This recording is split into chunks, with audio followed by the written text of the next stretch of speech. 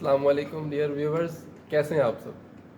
तो आज के हमारी इस पॉडकास्ट में हमारे साथ मौजूद हैं सलमान सईद शेख, जो कि मेरे बहुत ही प्यारे दोस्त हैं, अज़ीज़ हैं और मेरे साथ नस्ट यूनिवर्सिटी में मेरे क्लास फेलो भी हैं। तो बड़ी मुश्किल से इन्होंने वक्त दिया है, बड़ा कीमती वक्त है माशाल्लाह इनका। ठीक है, तो हम इनके वक्त का मुकम्मल फ़ायदा उठाएंगे और इनसे पूछेंगे कि कैसे नस्ट का सफ़र रहा। ठीक है, नस्ट में ये कैसे आए और नस्ट के पहले इनकी क्या लाइफ थी। एफएससी का जो एक होता है लड़का, वो कैसे थे। फिर नस्ट के बाद क्या चेंजेस आई इनकी लाइफ में और इसके बाद इनके क्या गोल हैं और क्या ये चाहते हैं चेंजेस लाना अपने इर्द गिर्द सोसाइटी के अंदर। तो सलमान साहब अस्सलाम वालेकुम, वालेकुम सलाम। कैसे हैं आप। अल्हम्दुलिल्लाह, आप ठीक है दिल? अल्हम्दुलिल्लाह मैं बिल्कुल ठीक ठाक। तो सलमान साहब ज़रा हमें बताइएगा कि नस्ट में आने से पहले जब आप एफएससी में थे, उस वक्त क्या आपके जहन में था, क्या चाहते थे आप करना। एफएससी में जैसे नॉर्मल हमारे पाकिस्तान में हमारी सोसाइटी में एक कल्चर है ना कि बच्चे को डॉक्टर बनाना है, इंजीनियर बनाना है, तो मैं भी वैसे ही बस एमडी कैट देना है और फिर डॉक्टर बन जाना है। या दूसरा एक ऑप्शन होता है कि लॉन्ग कोर्स के लिए आर्मी में जाते हैं। आर्मी में जाना तो है। बस यही गोल्स थे, लेकिन हमें एक वास्ट जो होता है ना आपका व्यू नहीं दिया जाता कि आपके ये भी आप अपार्ट फ्रॉम मेडिकल और ये आप और इतनी ज़्यादा फील्ड है जिसमें देखिए। आप अपनी सर्विसेज दे सकते हैं। तो ये हमारा एक कॉन्सेप्ट था, तो मेरा भी ऐसे ही था। लेकिन जब एक दफ़ा फैमिली कैट में नहीं हुआ तो फिर जब थोड़ा एक्सप्लोर करना शुरू किया तो उसमें फिर नस्ट को देखा। तो नस्ट क्योंकि पाकिस्तान की ना सिर्फ पाकिस्तान की, ग्लोबली बहुत रैंक यूनिवर्सिटी है, एशिया में भी और वर्ल्ड में भी और पाकिस्तान में भी। तो फिर जब नस्ट को सर्च करना शुरू किया तो देखते देखते मैं केमिस्ट्री डिपार्टमेंट पे आया। और केमिस्ट्री में क्योंकि मेरा इंटरेस्ट था और वो मुझे इंटरेस्ट पता लगा उस वक्त जब मेरा एमडी कैट नहीं हुआ। सही। तो जब मैं देखे मैंने मार्क्स वगैरह तो मेरे बहुत अच्छे थे केमिस्ट्री में। तो इस तरह फिर मैंने डिसाइड किया कि चलें केमिस्ट्री का एनईटी देते हैं, लास्ट एंट्री टेस्ट होता है। तो दैट तो कितने आपके मार्क्स थे एनईटी में। मेरे 160 थे। 160 मार्क्स तो माशाल्लाह, तो हमारे साथ एनईटी के टॉपर भी हैं, उस वक्त के टॉपर हैं। अब तो मेरिट थोड़ा सा लो भी हो गया। ठीक है, और बहुत ज़्यादा स्टूडेंट्स आ रहे हैं। तो उस वक्त अगर 160 थे तो क्या आपने ऐसे कैसे स्टडी की थी, आपने कैसे पढ़ा था उसके लिए। अच्छा, जो एनईटी है ना बेसिकली आपका टेस्ट होता है, अगर सिर्फ केमिस्ट्री की मैं बात करूँ स्पेसिफिकली, तो ये आपका टेस्ट होता है 200 मार्क्स का, जिसमें 200 एमसीक्यूज होते हैं। 170 केमिस्ट्री के, 20 इंग्लिश के और 10 आपके इंटेलिजेंस क्वेश्चन होते सही हैं। सही। तो उसमें इंग्लिश और इंटेलिजेंस वो तो आपको प्रैक्टिस से आता है, आप डिफरेंट इंटरनेट पे जाके इंटेलिजेंस के क्वेश्चन करें। तो इंग्लिश के जो 20 मार्क्स हैं वो क्योंकि एमडी कैट दिया होता है उसमें हमें इतनी ज़्यादा इंग्लिश करवाते हैं कि बस वो हो जाता है। पीछे रह जाती है केमिस्ट्री। तो केमिस्ट्री के जो 170 एमसीक्यूज होते हैं उसके लिए बेसिक यही होता है कि आप बुक्स जितनी अच्छी से ज़्यादा बुक रीड करेंगे आप वो अच्छा परफॉर्म कर सकते हैं। क्योंकि 2 बुक्स हैं फर्स्ट ईयर सेकंड ईयर की, आप वो अच्छे से अगर रीड एक दफ़ा गो थ्रू भी कर लें तो हो जाता ये है। कोई इतना मुश्किल टेस्ट नहीं होता है एनईटी का। बेसिक आपके कॉन्सेप्ट्स और बेसिक आपका नॉलेज चेक करते हैं बस। तो सरदार साहब, मैं भी चूँकि एमडी कैट एस्पायरेंट था, ठीक है, मैंने भी एफएससी बाइक के साथ की हुई है और आपने भी की हुई है, और हम दोनों का अनफॉर्चुनेटली या फॉर्चुनेटली नहीं हुआ, वल्लाहु आलम। ठीक है, तो अभी आप इस स्टेज पर है कि 4 साल आपने गुजारे हैं यूनिवर्सिटी के। तो अभी जो स्टूडेंट्स हैं जो एफएससी कर रहे हैं, उन्हें आप क्या गाइड करते हैं कि क्या वो भी उस रेस में दोबारा लग जाए, या अभी आप कहते हैं कि लेट्स, अगर आप उस वक्त होते और आपको जो अभी शऊर है वो उस वक्त होता, तो आप क्या करते। अगर इस लेवल मेरा मेंटल लेवल ये होता 4 हाँ। साल पहले, तो मैं किसी सूरत भी सिर्फ एक मल्टी डायमेंशनल ना जाता। मैं अपना अपने अपने माइंड के थ्रू, ना कि किसी प्रेशर से, आपके बड़ों का प्रेशर होता है या सोसाइटी का, उसको छोड़ के अपना जो इंटरेस्ट है, क्योंकि आप किसी भी चीज़ में एक्सेल तब कर सकते हैं जब आपका इंटरेस्ट हो। इंटरेस्ट है तो आप पूरा दिन 9 to 5 भी करें, 9 to 9 भी इंस्टेड लैब में काम करते रहे, आपको फील नहीं होता। लेकिन आपका इंटरेस्ट नहीं है तो आप 2 मिनट की क्लास लेना भी आपके लिए बहुत मुश्किल है। तो मैं यही कहूँगा जो एनईटी देना चाहते हैं, जो अभी एफएससी कर रहे हैं, उनको मेरा यही मशवरा है कि अपना पोटेंशियल एक्सप्लोर करें और कोशिश करें जितना ज़्यादा से ज़्यादा उस पर मेहनत करें। और जो आपका इंटरेस्ट है आप उसी फील्ड में एंटर हो, क्योंकि कल आप अभी कर लेते हैं एमडी कैट चले जाएंगे, लेकिन आपका इंटरेस्ट नहीं है तो आप उस तरह उसको सर्व नहीं कर सकेंगे। ऐसे ही है। आप जिस फील्ड में आपको लगता है इंटरेस्ट, आप जाएं और अपना लेकिन 100% देखें, 4 साल हम तो यहाँ पे गुजारे, 4 साल गुजारने के बाद हमें ये वाला एक लेवल मिला है। एक हमारे में शऊर हासिल हुआ है। लेकिन जो स्टूडेंट FSC के हैं उनको तो ये एक्सपोजर ही नहीं हुआ। तो आप उन्हें क्या गाइड करते हैं कि वो क्या चीज़ें देखें, क्या चीज़ें पढ़ें, किन लोगों से मिलें, ताकि उन्हें ये वाला चीज़ें लगे पता। हमने तो 4 साल गुजारे हैं ना यहाँ पर, हम ये वाली बात इसलिए कर रहे हैं कि यार आप MD कैट जो है वो एक रेस है, रैट रेस है, आर्मी जो है वो रैट रेस है, आप चीज़ों को एक्सप्लोर करें। वो तो हमने अब आगे एक्सप्लोर किया अपनी 22-23 साल की उम्र में। जो लड़का 18 साल का उसे तो पता ही नहीं है, और ना कैरियर काउंसलिंग होती है हमारे और जो हमारा सिस्टम एजुकेशन सिस्टम ना उसमें कुछ बताते हैं। तो उस हवाले से आप क्या कहते हैं? अच्छा, इसलिए तो आपका पॉडकास्ट देखें तो उनको बहुत ज़्यादा information on a soft note. नहीं देखें, अब जब मैं अपना एक्सपीरियंस बताऊं तो मैं कोई इतना ज़्यादा इंटरनेट को एक्सप्लोर नहीं करता था। अब हर चीज़ आपको इंटरनेट पे अवेलेबल है। आप एक सर्च करेंगे, क्लिक करेंगे, आपके पास यूनिवर्सिटीज़ की सारी डिटेल्स आ जाएंगी। तो आप खुद एक्सप्लोर करें, बजाय इसके कि कोई ऐसा बंदा जो आपकी फील्ड को जानता ही नहीं, आप उससे आप मैकेनिक से कहें कि मैंने मेडिकल करना है तो मुझे बताओ मैं कहाँ से तो करूँ, क्या तो वो पता। आपको नहीं बता सकता। ऐसे ही तो आप यही कहेगा नहीं यार छोड़ो ये, हाँ मैकेनिक बन जाओ। कहने का जवाब, तो मुझे बनने की ज़रूरत है। हाँ, तो आप इंटरनेट आपके पास अवेलेबल है, ChatGPT आ गया आपके पास, तो हाँ। आप देखिए आपका इंटरेस्ट डेवलप कहाँ होता है। अगर आपका किसी नेचुरल साइंसेस में आपका इंटरेस्ट हो रहा है डेवलप, तो आप आए, आप रिसर्च पेपर्स देखें, क्योंकि नेचुरल साइंसेस में आते हैं तो आपने कल को रिसर्च करनी है। सर्च तो करनी आप फिर आप पहले से, बजाय इसके कि आप एंटर हो और उसके बाद आपको समझ आए कि मैं गलत कर बैठा हूँ, आप पहले से देखें कि आपका किस चीज़ में पढ़ के मज़ा आ रहा है। आपको कोई आप वीडियोस देखें, आप इस तरह केमिस्ट्री का इंटरेस्ट है तो केमिस्ट्री की वीडियोस देखें। तो आप इस तरह करके अपना इंटरेस्ट पहले जज करें कि आप चाहते क्या करें, क्या सही है। तो उसके बाद फिर आप जो मर्जी करें जाओ। सही सही। तो नस्ट में जब आप आ गए, जब आपका एडमिशन हो गया और फिर केमिस्ट्री में हो गया, आपकी प्रेफरेंस थी, आपका इंटरेस्ट भी था, तो क्या आपकी एक्सपेक्टेशंस थी केमिस्ट्री को लेकर, नस्ट को लेकर? जब मेरा एडमिशन हुआ तो नस्ट पाकिस्तान में जो केमिस्ट्री का डिपार्टमेंट था 2020 में, it was ranked at number 5।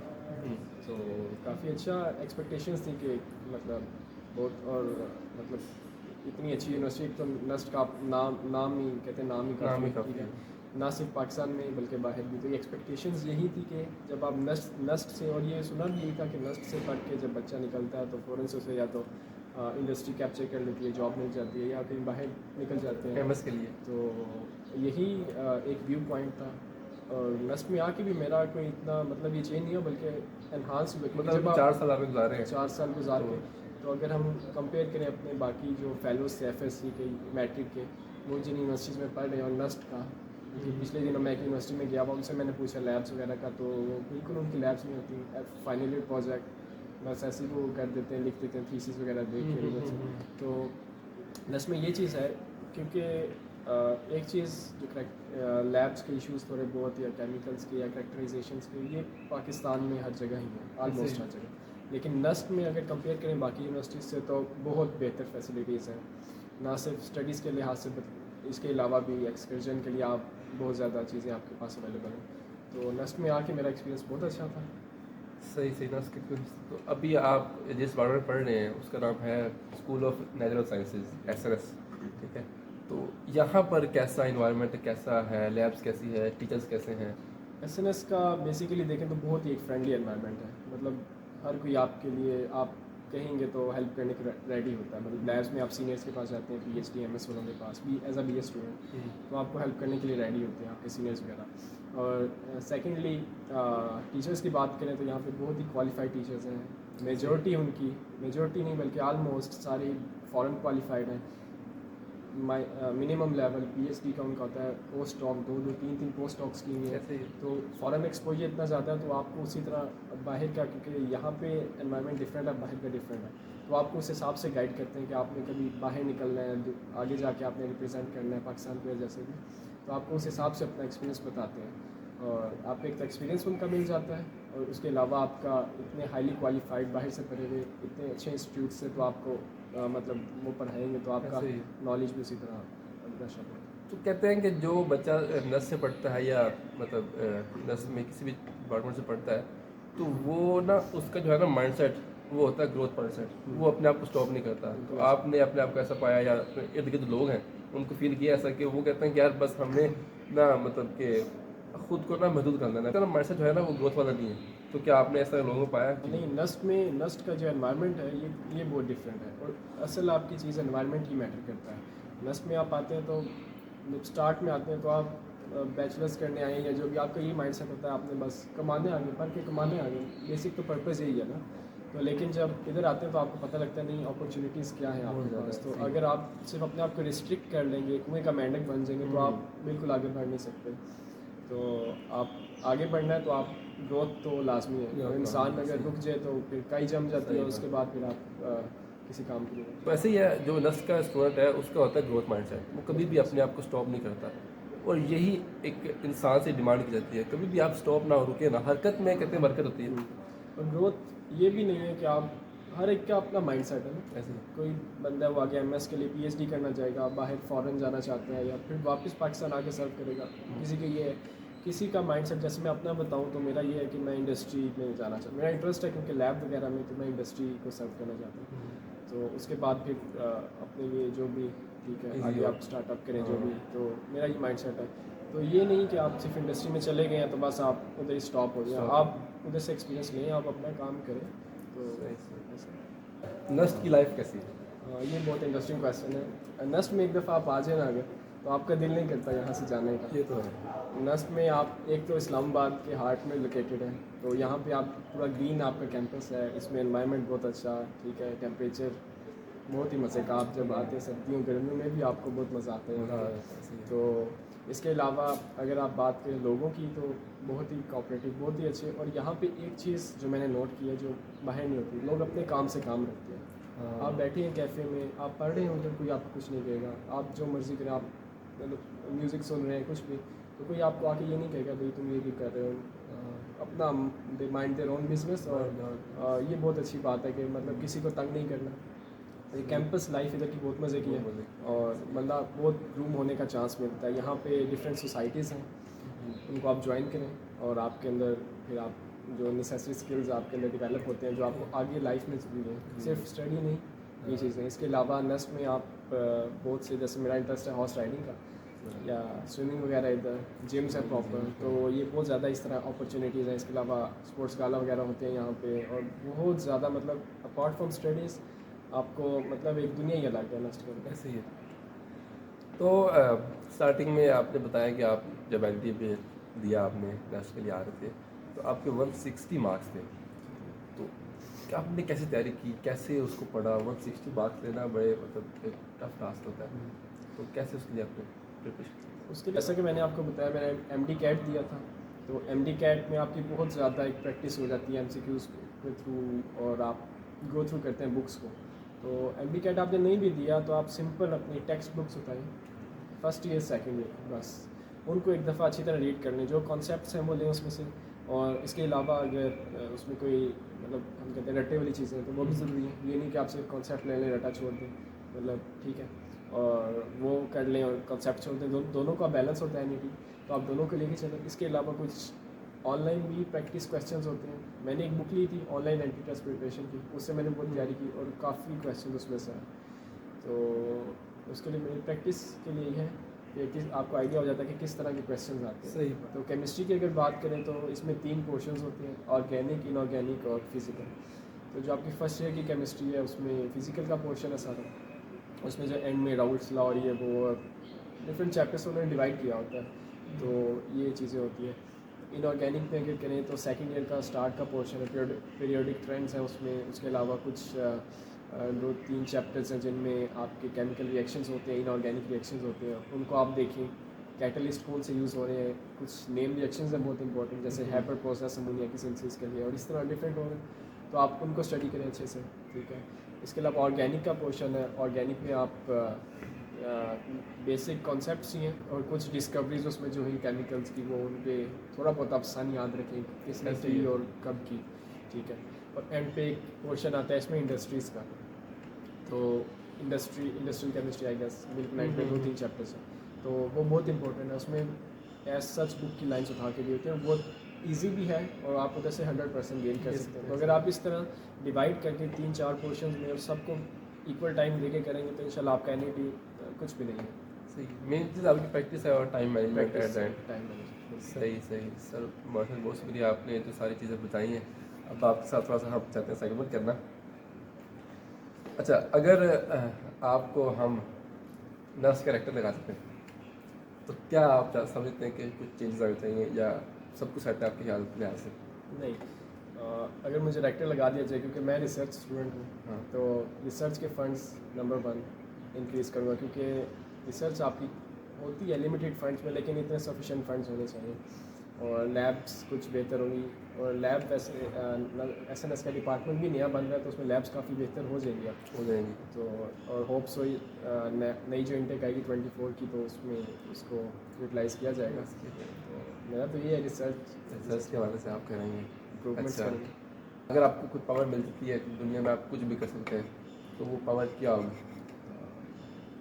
Power तो नहीं, लेकिन पावर मिल जाए तो क्या करूँगा, ठीक है, किसी भी चीज़ की। तो हाँ, दुनिया की नहीं, अभी तो पाकिस्तान की पहले बात पाकिस्तान की है। बात। पाकिस्तान के नौजवान हैं, हाँ तो नौजवानों की तरबियत या माइंडसेट ऐसा क्रिएट करना है कि कल को ये लीड करें, और लीड करें तो मतलब दुनिया को पता चले कि कोई मतलब कौम है ये, हाँ, ठीक है। ऐसे तो मेरा ये माइंडसेट है कि नौजवानों पे काम किया जाए, ठीक है। उसके लिए पहले खुद पे काम किया जाएगा, फिर उन पे जाएगा। तो सारा एजुकेशन पोर्शन पे, फिर दूसरा उनका जो सोसाइटी कलेक्टिव एफर्ट कलेक्टिव मतलब एफर्ट की जाए। माशाल्लाह, बड़ी ही अच्छी सोच है, इज्तिमाई सोच है।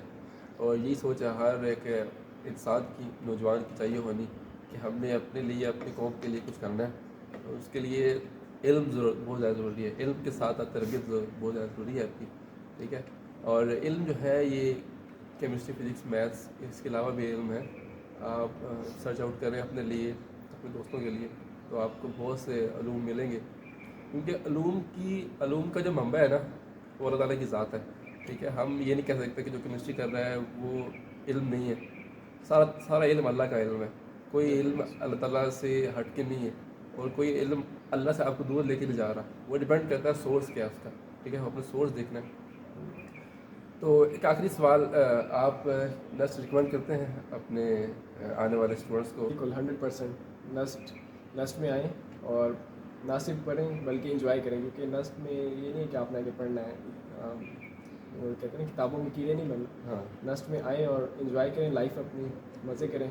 इतनी अपॉर्चुनिटीज़ हैं यहाँ पे, उनको अवेल करें 4 साल, और 4 साल के बाद किसी अच्छी जगह पे जाएँ। एमएस करना है बाहर जाएँ तो बहुत अच्छा। क्योंकि नस्ट की आगे फ़ॉरेन में भी रिप्यूट बहुत अच्छी है, ऐसे ही तो है। इसलिए ये बहुत इंपॉर्टेंट होती है आपकी यूनिवर्सिटी का नाम क्या है। तो इसलिए आप आए लाजमी। सही। और इसमें एक ये भी मैं बताऊंगा कि पहले जब हमारे टाइम पे होता था, तो एक बैच था हमारा, केमिस्ट्री का एक केमिस्ट्री बैच। का एक ही था, उसमें 40 स्टूडेंट्स होते थे। तो अब 2023 में जो इंटेक आई है, उसमें इन्होंने 2 बैच कर दिए। तो मतलब अपॉर्चुनिटी आपके लिए भर गई है। आप आए, और ना सिर्फ केमिस्ट्री, इसके अलावा बाकी डिपार्टमेंट्स बाकी हैं, जहाँ आपका इंटरेस्ट है वहाँ पे आके इंडस्ट्री के सारे डिपार्टमेंट्स ही बेहतरीन हैं, छोटे मोटे। बहुत शुक्रिया सलमान साहब, आपने अपना कीमती वक्त दिया, ठीक है। तो बहुत शुक्रिया आपका, आपने ये वीडियो को एंड तक देखा, ठीक है। उम्मीद है कोई अच्छी बात ही आपने सीखी होगी। कोई भी अच्छी बात अगर सीखी है तो उसे उस पर ज़रूर अमल कीजिएगा, ठीक है। उससे आपको भी फ़ायदा होगा, आपके साथ वालों को भी फ़ायदा होगा। सो बहुत शुक्रिया, आज के लिए इतना ही। अल्लाह हाफ़िज़।